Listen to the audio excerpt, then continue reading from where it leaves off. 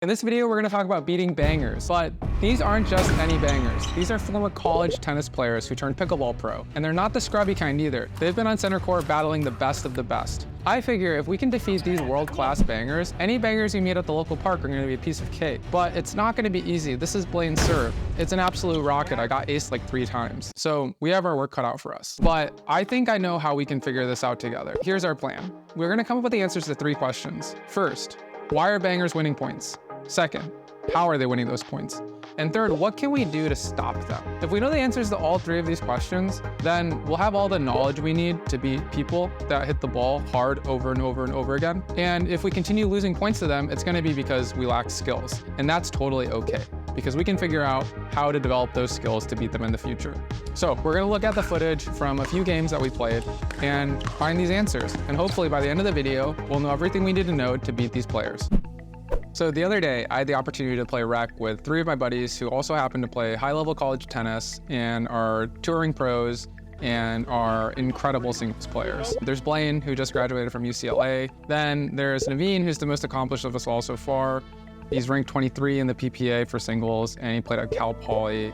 Then there's Matt, who has the highest duper of us all, who actually played tennis with Tyson McGuffin on the same team. So everybody has massive serve, massive return, massive drives. And yeah, I just knew the ball was gonna be flying that day. And when we started the match, the points all just looked like this. They were winning the point off the serve, or they were winning the point off of a drive, or they were winning it off of shake and baking, or hitting a huge return and forcing an error on the third. It was absolutely miserable. Big serve, baby. Big serve.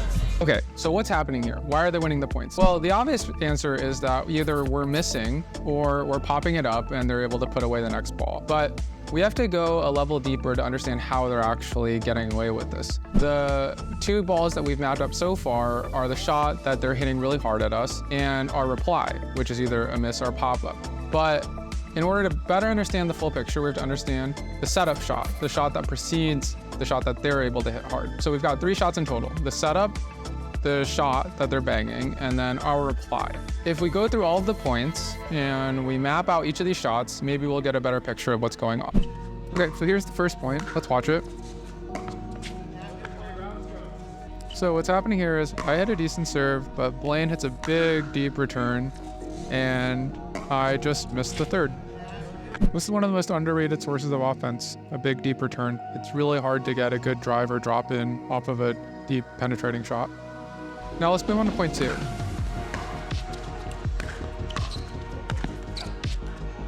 Okay, what happened there? Blaine hits a huge serve and forces a weak return for me, which lets Matt hit a big drive that I pop up on my 4th, and then Blaine crashes on the 5th, winning the point. You can see it mapped out to the 3 shots we established earlier. They hit a big serve, we hit a weak return. That sets up a big drive that leads to a pop-up. That sets up a big crash, and then we lose the point. That one on tape? Come on. Okay, 3rd point.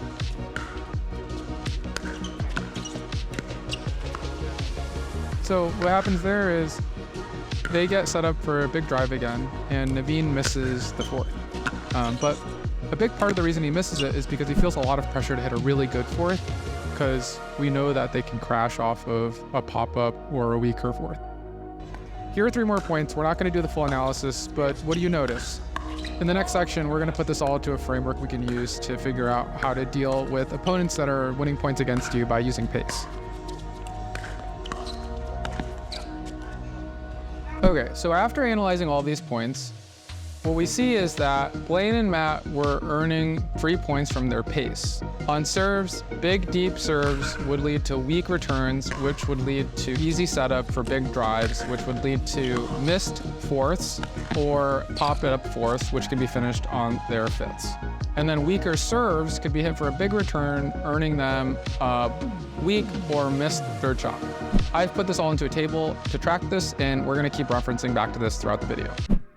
After that shellacking, Naveen and I needed to come up with a plan to deal with Matt and Blaine's pace. And thanks to this table, we had a breakdown of all of the things that we needed to focus on. we've learned that each of the first 4 shots in a point are critical in making sure that our opponents can't create opportunities with their pace. So that includes the serve, the return, the third, and the fourth. So in this section, we're gonna go through all of those shots and come up with a plan of how we're gonna approach hitting those so that we have a better chance of winning some points in this game. First up, the serve. It's really important for us to hit deep serve so that Blaine and Matt couldn't hit aggressive returns, because when they hit aggressive returns, we were hitting weaker or missed thirds. Okay, check out this point.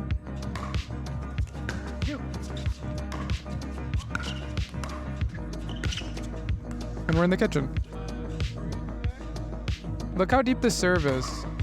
This sets up just a regular return so that we have the opportunity to hit a decent third, and that gets us into the kitchen. So no special plan there, just hit it deep.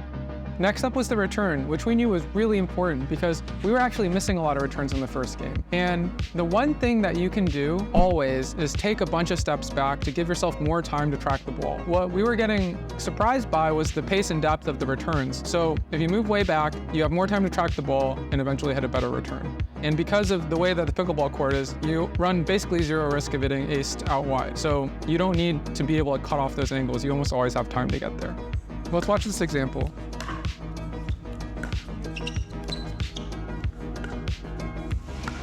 I'm so far off the baseline, you can't even see me in the frame.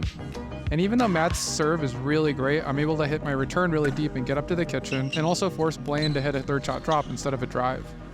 He hits a great drop, so they get straight to the kitchen, but this is where we want to compete, at the kitchen. We also knew that these returns needed to be deep, because if we didn't hit them deep, we might not have enough time to get into the kitchen, which was really important because if we get stuck in transition when they hit the drive, we're in bad shape. Here's another example, and Naveen's return is so deep and good that Blaine misses his third. The next shot was the thirds, and on the thirds, it was kind of similar to the returns. We wanted to make sure that if they were hitting a deep return, we weren't getting caught off guard and moving backwards as we were trying to hit the third, which never leads to a good result. So if you take a few steps back off the baseline, more time to track the ball, more likely to hit a good one. The other thing is, if we saw that our opponent was hitting a good return and our partner was hitting the third, we might not want to crash. We might want to hang back because if they pop up the third, we're still in business. We can still continue to try to get into the kitchen. And then finally, if we know they're hitting really great returns and our thirds aren't going to be amazing, we just need to be a little more patient. We might have to hit a few more drops and resets to get into the kitchen. At this point, my deep serve sets me up for a decent third, and then we just patiently make our way up to the kitchen. And I'll let this play out because I didn't let it play out last time. We don't win the point, but it was a good opportunity. And finally, dealing with the drives on our fourth. This one was one of the most difficult things to handle in this game because they both had really awesome drives. So we were missing a lot of fourths, and we were missing them, we were popping them up. And the way I think about these fourths is it's much easier to hit your fourth if you're hitting the ball above the net, because you're able to hit down on the ball. If the ball is below the net and you're hitting up on the ball, you're much more likely to pop up the ball and create an opportunity for your opponent. So the first thing that we knew we needed to do was just get to the kitchen before we had to reply to that drive. That meant hitting a good return, like we just talked about. A good deep return will give you enough time to get up to the kitchen and give yourself a better chance of hitting that drive above the net. But even if you're doing that, it can still be difficult to hit that ball. And if you are unfortunately in a sticky situation where they're driving at you while you're in transition and you have to hit a reset, try to hit a reset.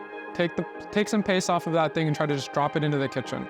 It's gonna be a difficult shot. You're already at a disadvantage. The chances of you winning the point are pretty low, but that's your best bet. Let's watch this point.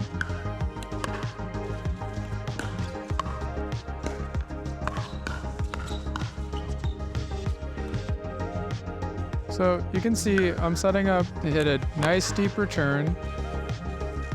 Blaine still drives it and it's way above the net, so I can hit down on it, setting us up to be offensive, and we win the point. By using this strategy, we were able to make fewer errors and hit fewer weaker shots, which allowed us to get to the kitchen and play the game there. And because we were able to do that, we squeaked out a tight game. The way I think my approach to handling pace differs from a lot of players is I think the most effective thing is not reacting to the great shots that they're hitting, but preventing them from hitting those shots in the first place. That's why so much of this video has been about how do you hit a better shot so that they are set up to hit a good shot. If they're hitting big drives, make sure you're hitting good returns. If they're hitting big returns, make sure you're hitting good serves.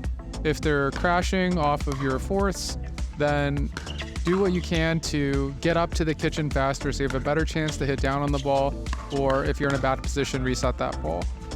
Hopefully that came through in this video, and maybe this table that we filled out together will be a helpful cheat sheet for you going forward.